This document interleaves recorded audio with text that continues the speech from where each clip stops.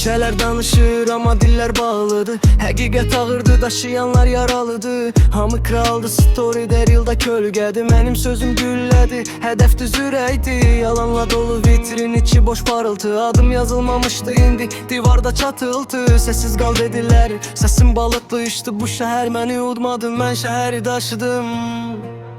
Susma qadağandı, bu səs sənin dedi. Kül içindən doğuldum, adım təhlükədir.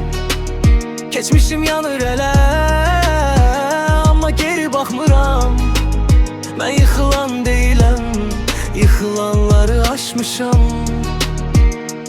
Sistemin dişləri var amma ruhum poladdır. Qaranlıqda yol gedənlər bilir işıq hardadır. Dost edirlərin sınaq, düşmənlər motivasiya. Mənim açlığım var hələ, toxluq fantaziyadır. Mən susanda şəhər rahat yatırdı. Danışdım, maskalar töküldü, oyun dağıldı. Bir mahnı yazdım, 1000 nəfər özünü gördü. Bu sözlər güzgüdü, qorxanlar üzü çevirdi.